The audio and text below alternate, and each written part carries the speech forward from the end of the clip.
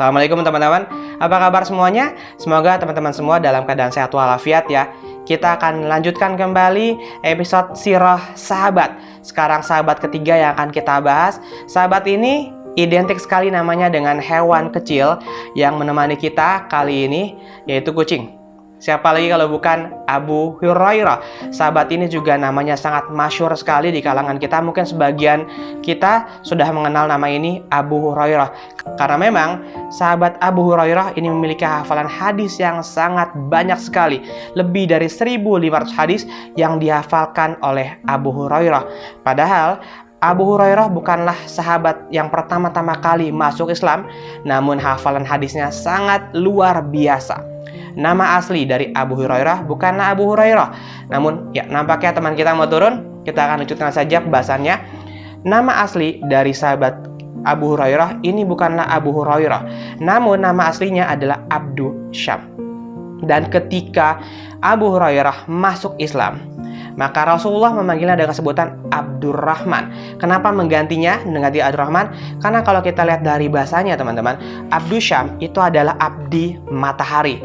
Sedangkan ketika sudah berpindah menjadi agama Islam, berpindah keyakinan, maka dipanggil menjadi Abdurrahman atau hambanya Tuhan yang Maha Pengasih, Abdurrahman. Dan panggilan paling terkenal dari Abdurrahman ini adalah Abu Hurairah. Ini adalah panggilan kecil dari seorang Abu Hurairah karena di masa kecilnya Abu Hurairah ini senang sekali memelihara kucing. Bahkan punya seekor kucing hewan peliharaan yang selalu menemani Abu Hurairah bermain. Karena itu penduduk di desanya memanggilnya dengan sebutan Abu Hurairah atau ayahnya anak kucing betina. Dan Rasulullah memiliki panggilan khusus untuk Abu Hurairah. Bukan Abu Hurairah tapi Abu Hir, yaitu ayah dari kucing jantan. Itu panggilan yang diberikan Rasulullah khusus untuk Abu Hurairah. Namun memang masyarakat lebih banyak mengenalnya dengan sebutan Abu Hurairah. Abu Hurairah ini berasal dari sebuah kabilah di Jazirah Arab yang bernama kabilah Daus. Makanya sering juga dipanggil Abu Hurairah Ad-Dausi. Dan ketika Abu Hurairah masuk Islam, ini dia masih menetap di kota Daus sampai dengan 6 tahun hingga penaklukan kota Mekah. Dan akhirnya Abu Hurairah ini bertekad untuk menemui Rasulullah di Madinah. Dan ketika Abu Hurairah bertemu dengan Rasulullah, Abu Hurairah ini mengabdikan dirinya untuk mengabdi kepada Rasulullah dan tinggal di masjid untuk ikut serta ke Rasulullah. Ada alasannya kenapa Abu Hurairah ini memilih untuk lebih dekat kepada Rasulullah. Dan alasan ini juga yang menyebabkan Abu Hurairah memiliki hafalan hadis paling banyak meskipun bukan sahabat yang pertama-tama kali masuk Islam. Alasannya adalah karena Abu Hurairah merasa dia adalah sahabat yang masuk Islam belakangan dibandingkan dengan sahabat-sahabat yang lain. Sehingga sahabat ini merasa ingin mengejar ketertinggalannya dalam bidang ilmu. Dan memang Abu Hurairah ini adalah orang yang sangat concern, yang sangat suka sekali menggali ilmu. Karena itu dia mendekati sumber ilmu, yaitu Rasulullah, untuk ikut terus kemana Rasulullah berada.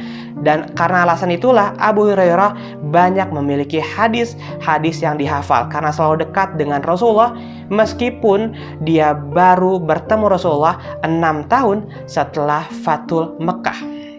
Ada satu kisah yang masyhur antara sahabat kita yang satu ini, Abu Hurairah, dengan sang ibunda, yaitu kisah ketika Abu Hurairah mengajak sang ibunda untuk memeluk Islam. Jadi Abu Hurairah ini tinggal bersama seorang ibu yang sudah cukup tua renta.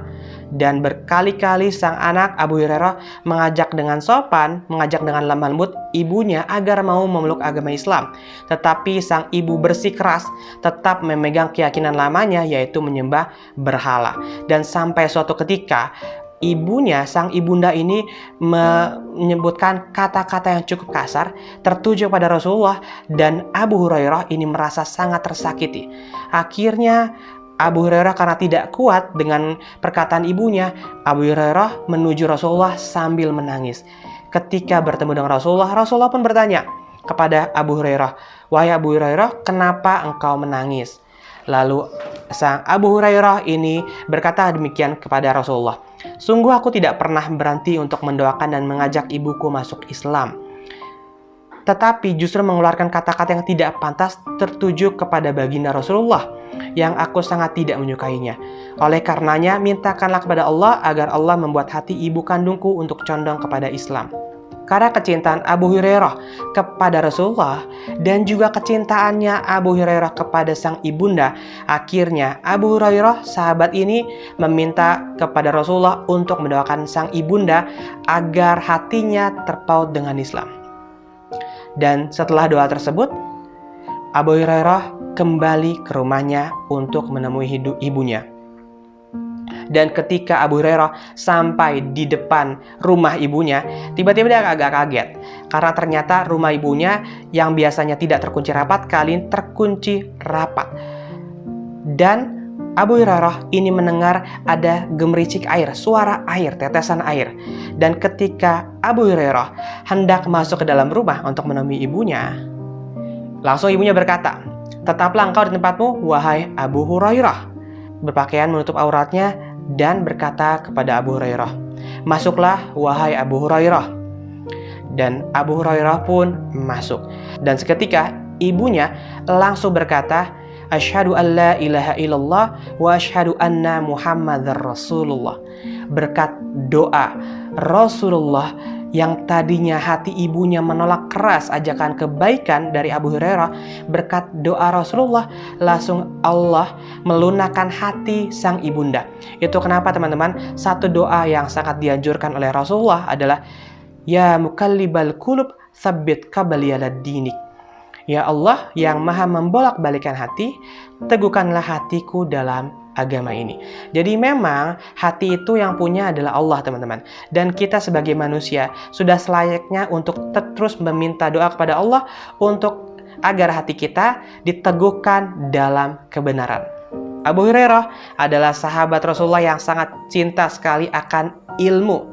Zaid bin Sabit pernah menyampaikan suatu kisah betapa Abu Hurairah ini sangat mencintai akan ilmu. Suatu ketika, Zaid bin Sabit serta seorang sahabatnya bersama Abu Hurairah, mereka bertiga sedang berada di dalam masjid, sedang berdoa dan berzikir. Dan tiba-tiba Rasulullah datang mendekati mereka. Dan mereka pun berpaling hendak mendekat kepada sang guru Rasulullah SAW. Namun Rasulullah memerintahkan mereka bertiga untuk kembali melanjutkan aktivitasnya. Zaid bin Sabit bersama sahabatnya berdoa kepada Allah. Dan Rasulullah itu mengaminkan doa mereka. Namun Abu Hurairah belum berdoa. Giliran Abu Hurairah ini berdoa seperti ini. "Ya Allah, sungguh aku meminta kepadamu sebagaimana permintaan kedua sahabatku kepadamu. Dan aku meminta kepadamu ilmu yang tidak pernah dilupakan." Dan Rasulullah SAW mengaminkan doa dari Abu Hurairah. Ini yang membedakan. Dua sahabat lainnya tadi berdoa untuk segala macam kebaikan, namun satu doa yang diminta dan ditambahkan oleh Abu Hurairah adalah minta ilmu yang tidak pernah dilupakan. Dan doa itu diijabah. Abu Hurairah adalah sahabat yang memiliki hafalan hadis paling banyak dan tidak pernah dilupakan sampai dengan sekarang. Sampai dengan sekarang ini, berkat jasa dari seorang sahabat Abu Hurairah, kita jadi banyak tahu hadis-hadis dari Rasulullah. Karena hafalan hadisnya sangat banyak sekali dari sahabat yang satu ini, Abu Hurairah. Abu Hurairah di Madinah ini tinggal di dalam masjid bersama dengan sahabat-sahabat yang lain yang dalam golongan Ahlus Syufah. Ahlus Syufah ini adalah para sahabat, para perancong atau orang-orang yang datang ke Madinah tapi dalam kondisi fakir dan tidak mempunyai sanak saudara, sehingga mereka tinggal di dalam masjid dan mereka pun makan di dalam masjid. Semua kehidupannya dibiayai di dalam masjid oleh para sahabat-sahabat yang lain, termasuk juga dengan Abu Hurairah, termasuk dalam Ahlus Syufah. Selain sifat Abu Hurairah yang sangat mencintai ilmu, Abu Hurairah meskipun hidup dalam kondisi yang tidak punya apa-apa, teman-teman, tidak punya harta bahkan, Abu Hurairah bukan tipikal sahabat yang suka meminta-minta kepada sahabatnya.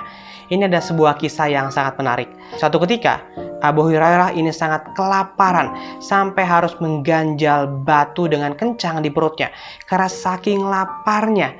Namun tidak ada yang bisa dimakan dan Abu Hurairah pun tidak memiliki uang sepeser pun untuk membeli sesuatu. Dan akhirnya Abu Hurairah punya ide. Idenya adalah dia coba untuk berdiri di sekitar satu jalan yang jalan ini biasanya dilalui oleh sahabat-sahabat Rasulullah.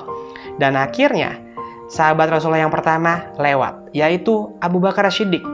Abu Hurairah menyapa Abu Bakar dan bertanya mengenai Al-Quran, berdiskusi.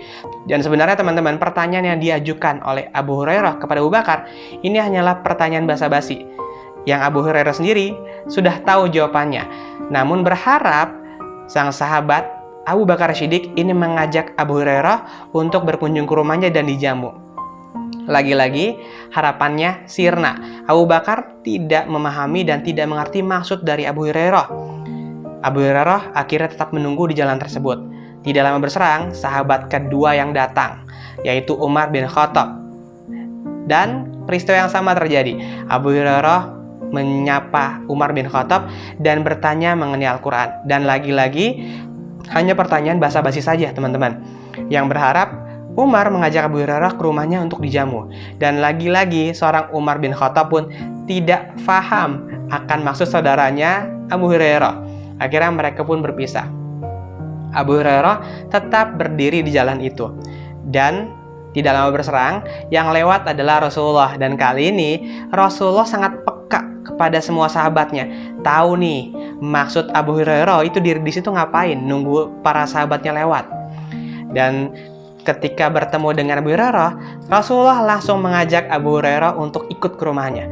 Akhirnya Abu Hurairah berjalan di belakang sang guru Rasulullah untuk menuju rumahnya. Ketika Rasulullah sampai ke dalam rumahnya, dilihatlah di sana ada sebuah bejana yang berisi susu. Rasulullah bertanya kepada keluarganya, "Ini susu dari siapa?" Keluarga menjawab, "Ada si fulan yang tadi memberikan susu tersebut." Dan akhirnya tinggallah berdua di satu ruangan antara Rasulullah dan Abu Hurairah serta satu bejana susu. Abu Hurairah ini sudah ngeliat, alhamdulillah akhirnya dapat sesuatu untuk mengisi perutnya. Tapi hal yang di luar dugaan terjadi. Ini di luar dugaan dari Abu Hurairah. Ternyata Rasulullah ini meminta Abu Hurairah untuk memanggil semua saudara-saudaranya Ahlus Sufah, yaitu orang-orang yang tidak memiliki apa-apa, orang-orang musafir yang tinggal di dalam masjid. Akhirnya karena ini perintah dari Rasulullah, Abu Hurairah pun berangkat ke masjid untuk memanggil semua Ahlus Sufah. Dalam hatinya Abu Hurairah agak bimbang. Dia berkata dalam hatinya, apakah susunya cukup untuk aku? Padahal kondisi perutku sangat lapar. Tapi karena ini perintah Rasulullah, Abu Hurairah dengan senang hati memenuhi perintah Rasulullah. Dipanggillah para Ahlus Sufah untuk menuju rumah Rasulullah.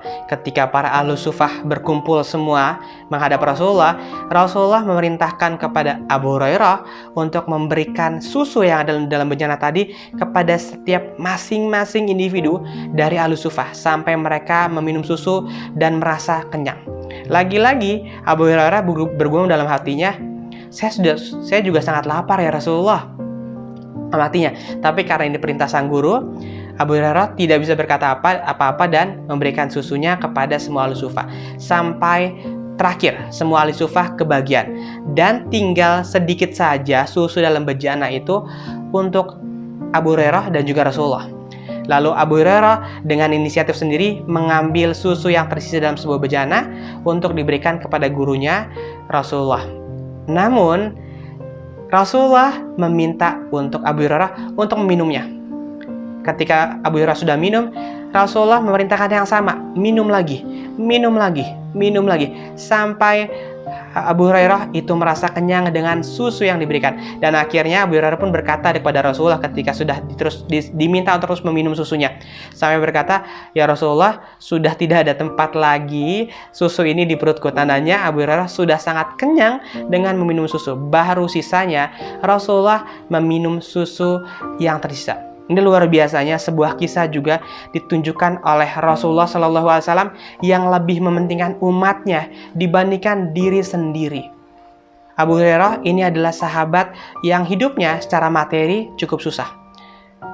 Dan ketika kondisi Madinah semakin membaik secara ekonomi, banyak ghanimah, harta rampasan perang yang didapatkan di Madinah, Abu Hurairah pun mendapatkan bagiannya hingga Abu Hurairah memiliki harta dan juga menikah serta memiliki keturunan.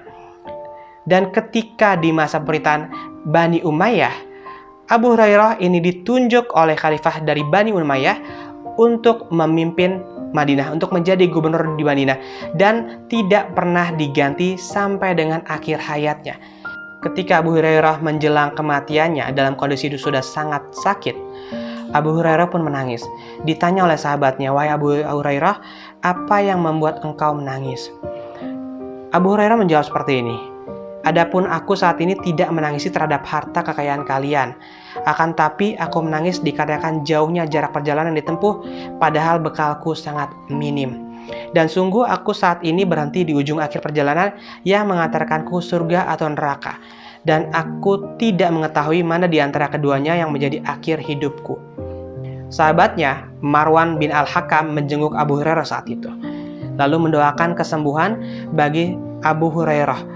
Malah Abu Hurairah berdoa, "Ya Allah, sesungguhnya aku sangat merindukan untuk bertemu denganmu. Karenanya rindukanlah pertemuanku dan segerakan untuk bertemu denganmu." Dan tidak lama berselang, sebelum Marwan bin Hakam meninggalkan tempat dari Abu Hurairah menghembuskan nafas terakhirnya. Semoga kasih sayang Allah terlimpah kepada sahabat mulia ini, Abu Hurairah. Berkat jasanya lah kita di masa sekarang ini, mungkin nanti sampai akhir zaman, dapat mengetahui hadis-hadis Rasulullah. Karena lewat jasanya dan kecintaannya kepada ilmu, Abu Hurairah mampu menghafal lebih dari 1.500 hadis yang sampai saat ini masih menjadi rujukan kaum muslimin dari seluruh dunia. Kisah dari Abu Hurairah ini adalah sebuah kisah yang penuh berharga dan penuh pengalaman bagi kita semua. Kecintaannya kepada ilmu ini membuktikan siapapun yang punya kecintaan kepada ilmu ini bisa mendapatkan ilmunya karena dia yang bersungguh-sungguh. Bayangkan seorang Abu Hurairah yang masuk Islam bukan di awal-awal. Namun Abu Hurairah bisa menghafal ribuan hadis karena Abu Hurairah ini punya kecintaan yang kuat kepada ilmu dan mau terus belajar serta menggali ilmu, mencari ilmu langsung ke sumbernya, ke Rasulullah.